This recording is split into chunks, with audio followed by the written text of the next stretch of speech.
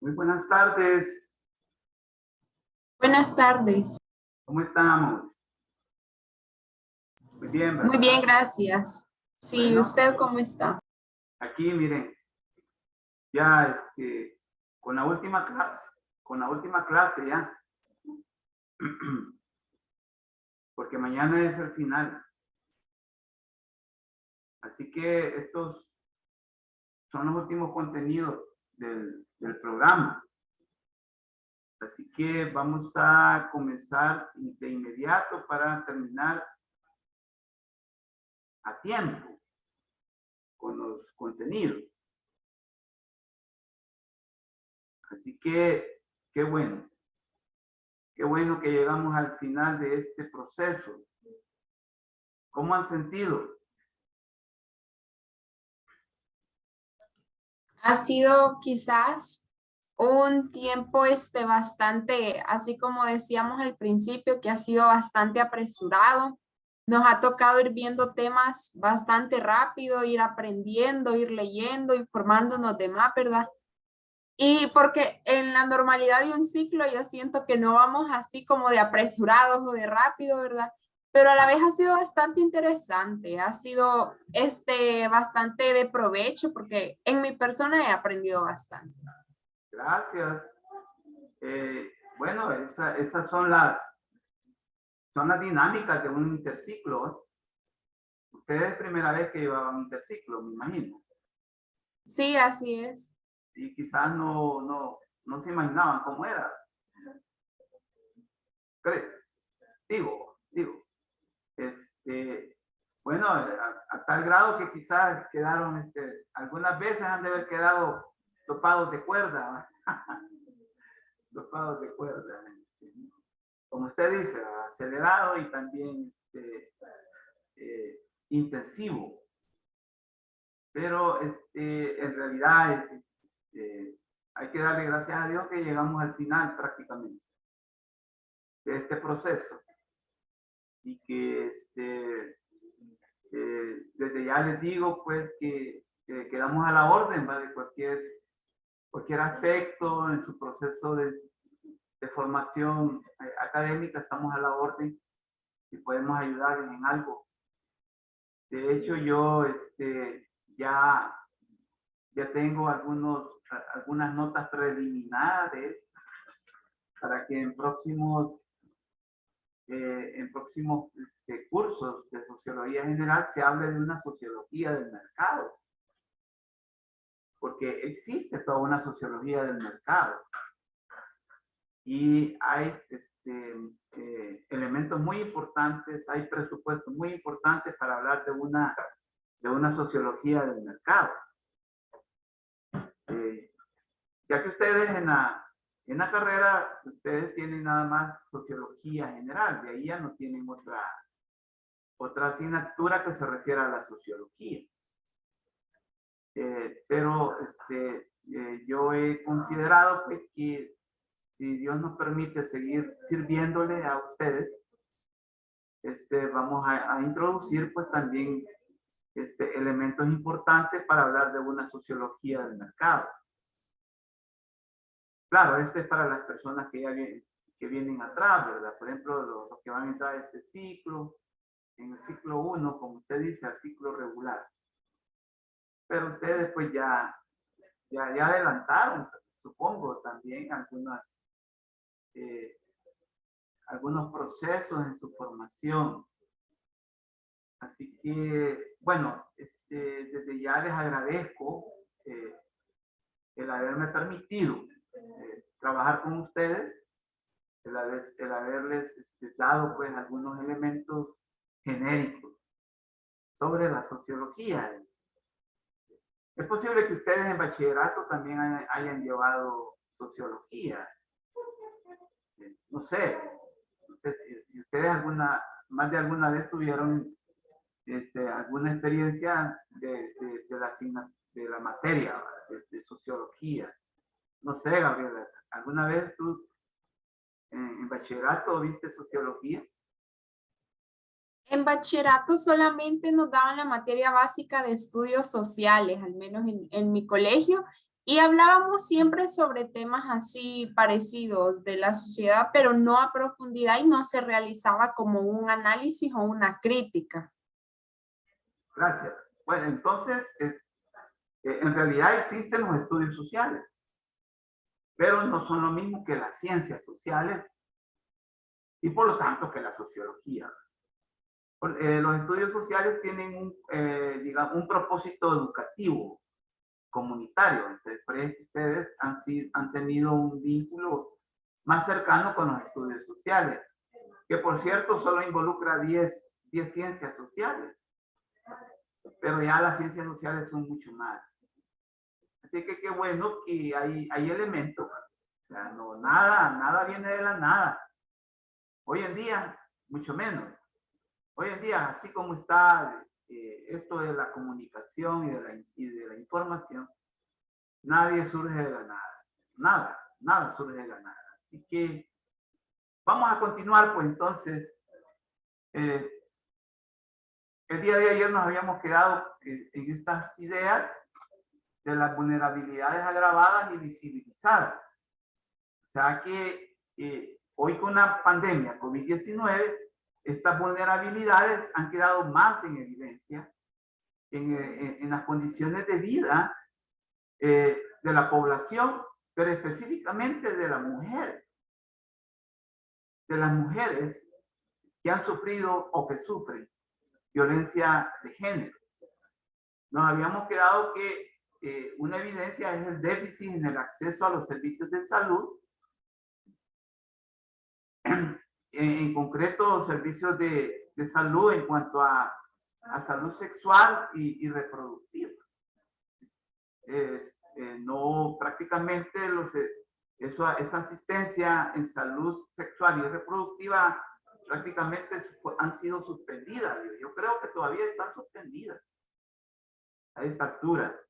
Y también ustedes saben que, o ustedes pueden saber que la salud sexual y reproductiva es muy importante, no solo en la mujer, sino que también en los hombres. Y que ayuda mucho a concientizar las relaciones que involucra lo sexual y lo reproductivo.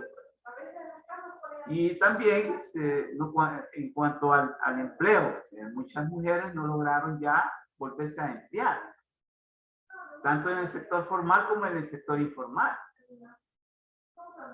Resulta que es común considerar que en el sector informal hay mayores posibilidades, pero no necesariamente. Y de otros servicios, no digamos en otros servicios como educación y la salud. Otra vulnerabilidad es el aumento significativo en lo económico, ya que está comprobado que las mujeres en El Salvador constituyen la mayor parte de la fuerza de trabajo en el sector informal. Al menos hay un dato muy importante, que en el sector informal las mujeres son constituyen el mayor porcentaje de la fuerza laboral y que ha sido el más afectado de la economía. Entonces son vulnerabilidades que han quedado agravadas y por lo tanto visibilizadas. En este sentido, pues, la pandemia pues está pues como afectando de una forma sustantiva y sustancial en las condiciones de vida de las mujeres. La pandemia COVID-19 influye en la violencia contra las niños y niñas. Bueno, entonces, como dijimos al principio de la clase, tú, Gabriela, te mencionaste, hiciste una observación, ¿verdad? Que algo bien veloz, bien, debido pues a que el interciclo así es, ¿verdad? Entonces, de romplón pareciera de que nos pasamos de hablar de la mujer, hoy vamos a hablar de los niños y de las niñas. de la violencia infligida a ellos. Entonces, porque el tema también abarca a la violencia infantil. La violencia es un fenómeno eminentemente humano que tiene explicación, pero no justificación. Esto incluso lo estuvimos analizando con el tema de la mujer. La violencia se explica, pero no se justifica. Es uno de los problemas humanos que jamás podemos justificarlo. Sean las causas que sean de la violencia. No se justifica. Y el otro aspecto que sí es bien importante también recalcar que la violencia es un fenómeno eminentemente humano. Y esto, perdón, nos debe de sonrojar a nosotros como seres humanos, que somos los únicos que practicamos violencia. Los demás seres vivos no son violentos. Y me refiero principalmente a los animales. Los animales no son violentos, son feroces. ¿Sí? Son feroces, pero no violentos.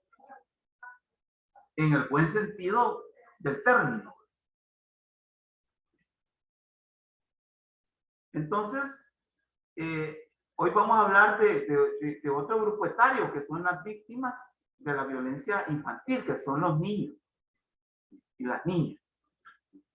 Entonces, vamos pues también a hablar pues, de que ellos constituyen como grupo humano, los niños y las niñas, grupo humano, constituyen un grupo etario con especificidades y con particularidades también. Aquí hay pues un dibujo que configura a un niño siendo agobiado, ¿sí? No solo agobiado, sino que también atormentado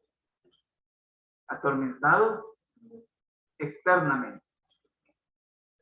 Así que este es como una gráfica que habla mucho de cómo nuestros niños y nuestras niñas han sufrido, ¿sí?, el contexto pandémico y que lo siguen sufriendo. Más ahora que se ha declarado que el año escolar va a ser semipresencial. Eso significa que va a haber tiempo todavía en casa y van a pasar todavía con sus familiares, con su familia, y es posible que las dinámicas de agobio, esas dinámicas de acoso sigan. Y esto es preocupante. El cierre de las escuelas, que en El Salvador son un poco más de 5,000 del Sistema Nacional de Educación y que involucra a las instituciones públicas y privadas durante un año aproximadamente. La promulgación de las cuarentenas domiciliares obligatorias de marzo a junio del 2020 y el contexto familiar de hacinamiento, ya que también los padres de familias por el cierre de la economía tuvieron que quedarse en casa.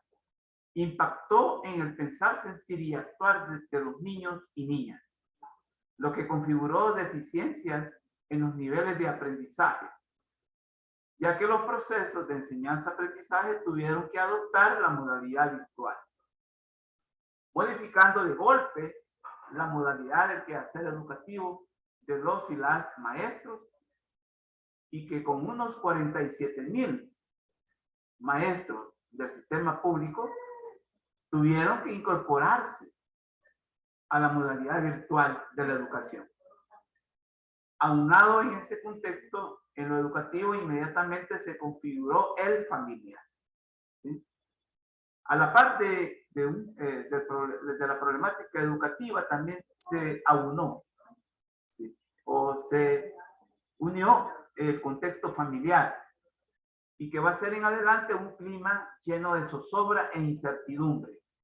Y para los niños y niñas una situación llena de nostalgias, echar de menos a los amigos y a las amigas, actividades al aire libre, el espacio escolar donde hay esparcimiento físico y mental. Todo eso los niños seguramente lo están echando de menos. Y que es bastante, digamos, preocupante que ellos de tajo, ¿sí? De tajo cambiaron de ambiente. Y eso obviamente afecta en su formación como personas, pero también en su proceso de enseñanza-aprendizaje.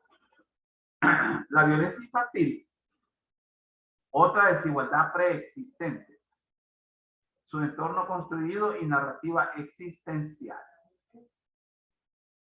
Desigualdades basadas en divisiones de clase, género, etnia, entre trabajadores con buenos empleos y trabajadores precarizados, entre hombres y mujeres, en correspondencia necesaria a narrativas y entornos construidos sociológicamente, conscientes e inconscientes, de manera que pueden plantearse como la fundación de una sociedad a partir de la desigualdad y la exclusión de la mayoría de la población por una élite o grupos sociales minoritarios, pero dominantes y poderosos. Este es el contexto de la desigualdad que también los niños y niñas sufren, padecen o se interrelacionan, al igual de otros grupos etarios de la población.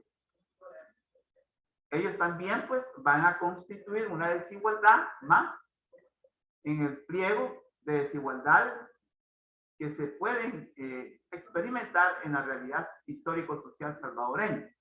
Y por lo tanto vamos a encontrar en los niños narrativas y entornos construidos. Hay que tener mucho cuidado en eso. Los niños y niñas, un grupo etario con especificidades bien marcadas.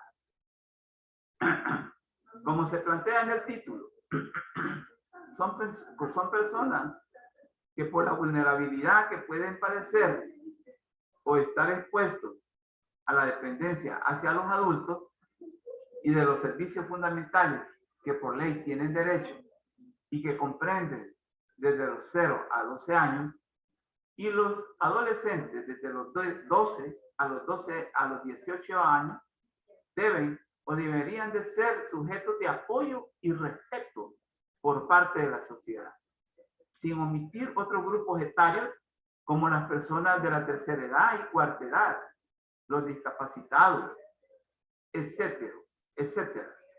Es necesario enfatizar que como problema de desigualdad estructural y su expresión coyuntural y manifiesta, configura una realidad preocupante y dramática en el contexto de la pandemia y su entorno construido, y que del cual cabe destacar el aumento de los factores de riesgo y el deterioro y negligencia de los factores de protección, y también es necesario aclarar que la pandemia COVID-19 y su impacto como una coyuntura singular y crítica y las medidas preventivas no constituyen causas de violencia, por lo que es irresponsable y negligente justificar procederes o procesos de violencia física hacia los niños y niñas y adolescentes.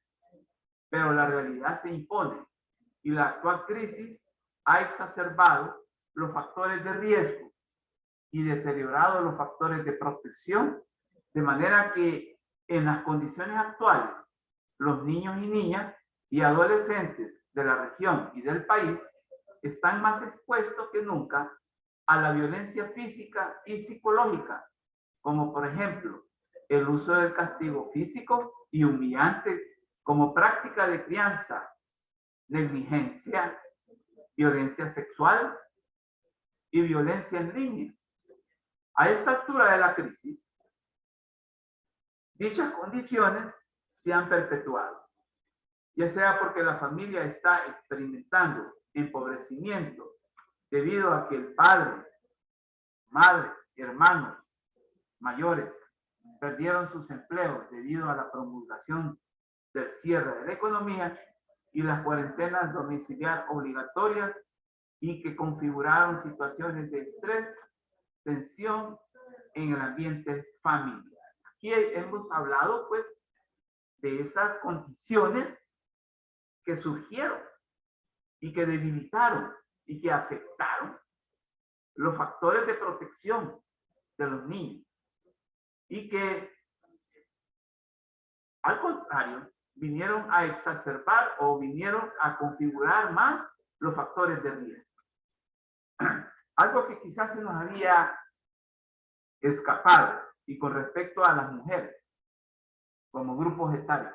Las mujeres también se les debilitaron, ¿sí? Se les irrespetaron los factores de protección. Los factores de protección se les fueron negados y cayeron en vulnerabilidad extrema para que los factores de riesgo ocuparan también espacio en su vida. Lo mismo está ocurriendo con los niños y niñas, que los factores de protección están también desprotegidos, están también debilitados, están también afectados, dándole lugar a los factores de riesgo.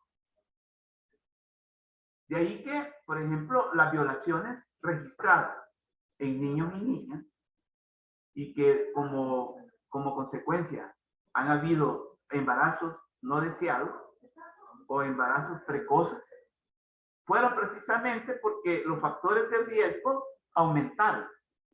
Los factores de riesgo se configuraron en el día a día, en la cotidianidad que han tenido, no solo a nivel de las cuarentenas obligatorias domiciliares, sino que también en todo el proceso que lleva la pandemia hasta el momento actual, siendo los agresores o victimarios familiares, personas cercanas, padres, tíos, hermanos, primos, abuelos, etcétera. Personas cercanas, pero también personas como vecinos también, personas de visita, etcétera, etcétera. Entonces vamos a tener que ir viendo que la exacerbación de los factores de riesgo se fueron presentando en una cotidianidad constante y por lo tanto tuvieron lugar y cometieron, ¿sí?, los abusos. La convergencia de la exacerbación de los factores de riesgo y el deterioro de los factores de protección dan lugar a casos de violencia física, sexual y psicológica, etc. El contraste resulta funesto, puesto que el entorno construido, precario, viviendas pequeñas en las que se convive hacinadamente y permitiendo situaciones de promiscuidad, como las relaciones incestales. Las relaciones incestales, ¿la entendemos?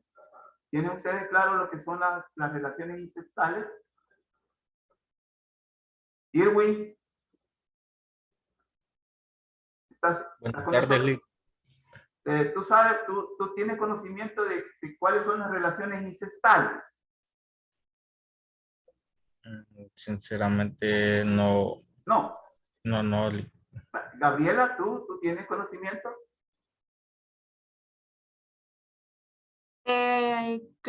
Creería, la verdad no sé si estoy en lo correcto, que son las prácticas o de relaciones sexuales. Correcto.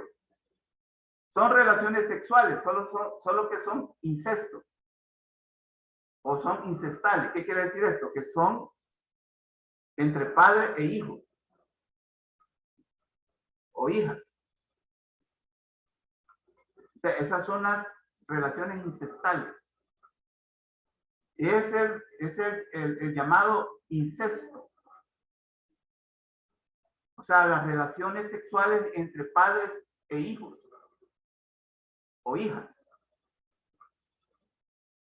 Eso constituye las relaciones incestales. Resulta que la situación o los factores de riesgo le dieron lugar a las relaciones incestales, ¿sí? Y permitiendo situaciones de promiscuidad y aunado a otras condiciones como la escasez del servicio como agua, luz, seguridad, telefonía e internet, ¿sí?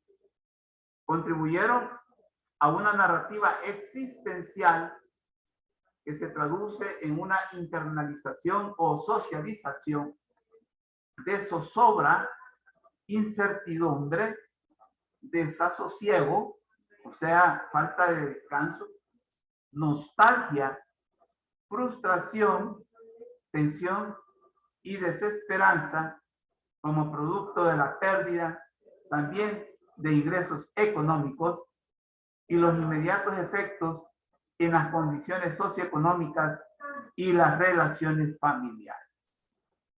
Increíble, pero cierto. Hubo problemas de incesto. Hubo problemas de agresiones sexuales de hermanos a hermanas, de hermanos a hermanos, de tíos a sobrinos, ¿sí? De primos a primas, de abuelos a nietos y a nietas. Eso configuró todo un entorno totalmente adverso, desfavorable para los niños y niñas y las mujeres también, en su formación, en su seguridad y en su dignidad. Es terrible lo que estamos nosotros analizando en este sentido, ¿sí? Lo que es más complicado es que las relaciones familiares, ¿sí? Las relaciones familiares están deterioradas en muchos casos. Las consecuencias sociopsicológicas en los adultos también se han hecho configurar en cuanto a que ellos se sienten sobrecargados, más que todas las madres, en la capacidad y habilidad para responder a las necesidades de los niños y niñas y adolescentes, llevándoles a reacciones en forma agresiva, dolosa y alevosa. Ojo con esto. Esa sobrecarga psicológica, existencial, más que todo en las madres, también ha llevado a que la atención a los niños y a las niñas y adolescentes hayan ellos reaccionado con violencia, ¿sí? Con agresividad, pero lo que es peor, con dolo y alevosía. Esto es muy importante entender, porque hay castigo que va acompañado con dolo y alevosía. ¿Qué quiere decir eso? El dolo, con ánimo de venganza, con ánimo de echarle la culpa de la situación a los niños y a las niñas y a los adolescentes. Y lo alevoso es en condiciones de desigualdad, también con humillación, muchas veces con objetos contundentes. Allí también hay alevosía. Objetos contundentes como podría ser un palo, ¿sí? Un cincho, un fierro, etc. Entonces es bien complicado lo que estamos nosotros ahorita analizando. A su vez,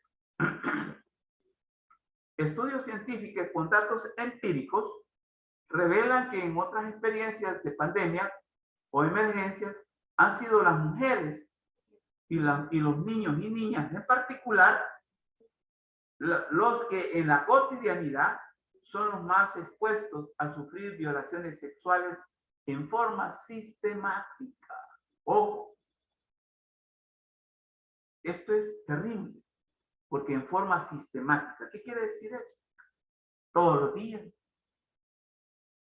¿sí? Etcétera.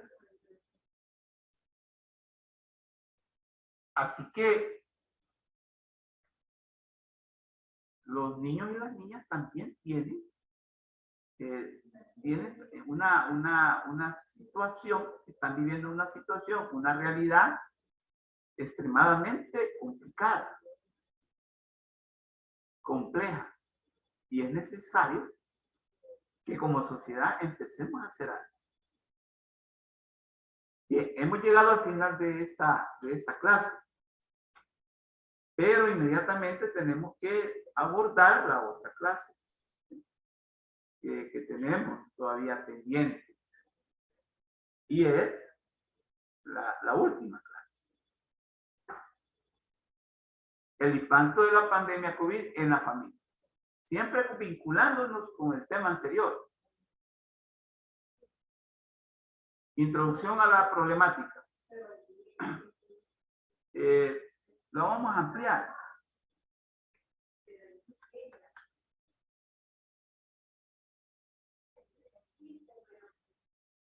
El impacto de la pandemia COVID en la familia. El impacto sociológico en las condiciones de vida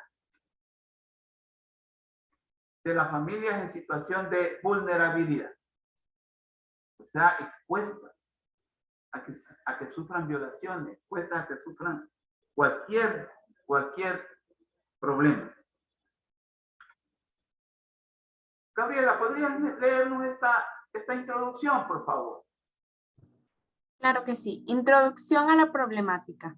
Hemos llegado al final de las jornadas de reflexión sobre el impacto que la pandemia COVID-19 ha tenido en los niveles problemáticos de la realidad histórico-social salvadoreña.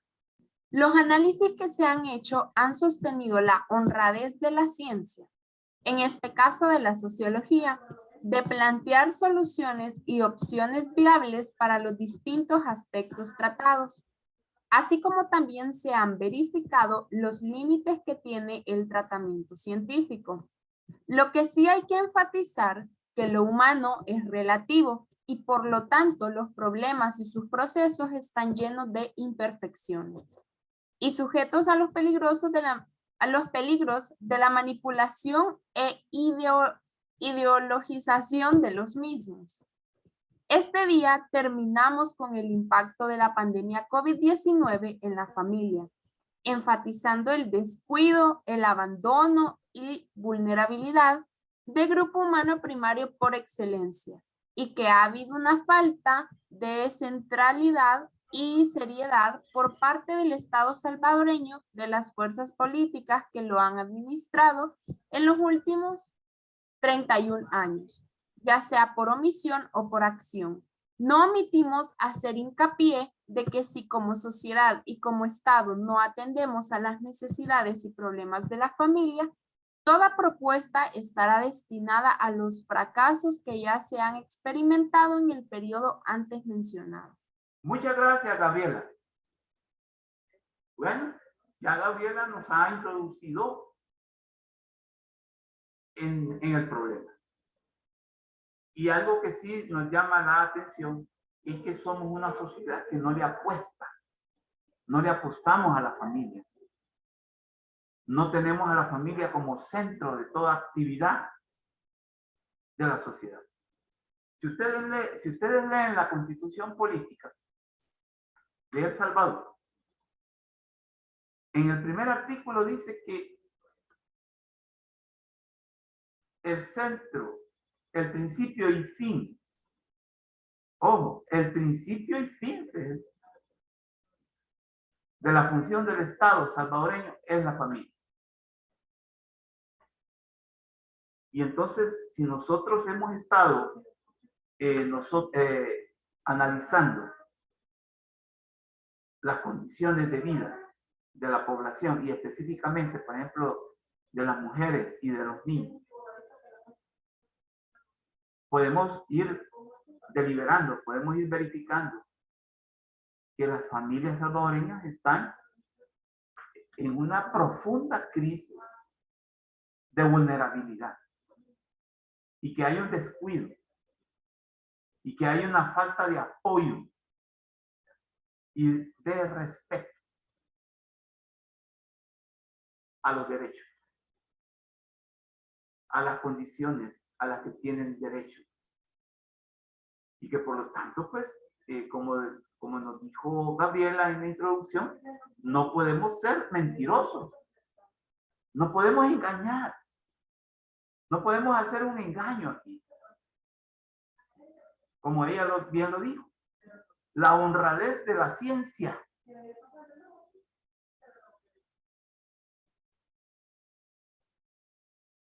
La honradez de la ciencia es que estriba en que no vamos a minimizar, pero tampoco vamos a exagerar, ¿verdad?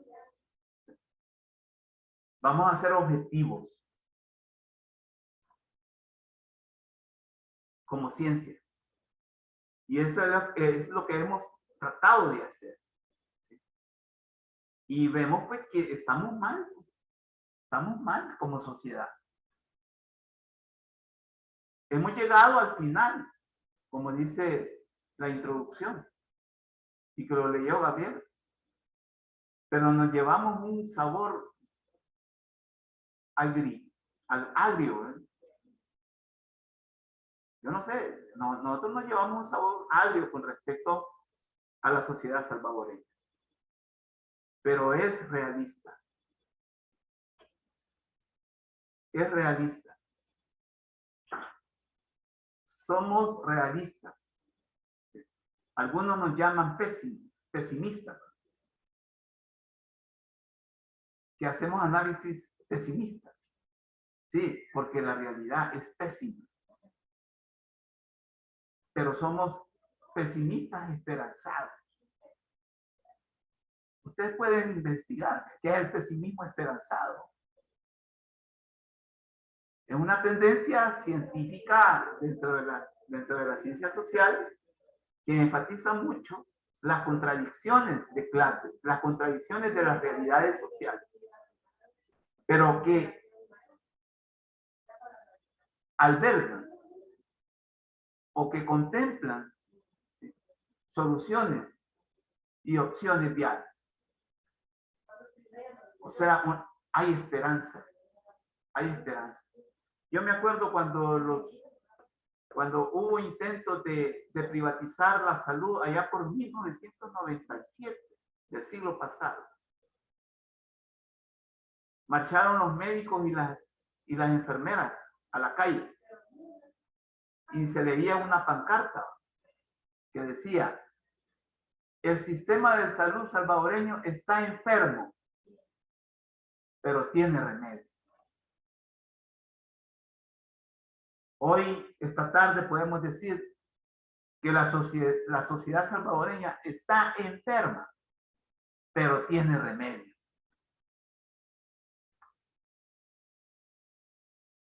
La familia como el tejido social en donde se construye y reconstruye equilibrio y armonía social. Yo el día de ayer les hablé y nosotros cuando enseñamos sociología enfatizamos mucho a los tejidos sociales. Le apostamos mucho a los tejidos sociales, porque es ahí donde se puede construir sociedades justas, sociedades honestas, sociedades igualitarias, en los tejidos sociales, en los distintos tejidos sociales, llámense familia, llámense economía, llámense salud, llámense educación. Vamos a volver a las 6, porque el tiempo se nos está acabando. ¿De acuerdo? De acuerdo. Nos vemos a las 6.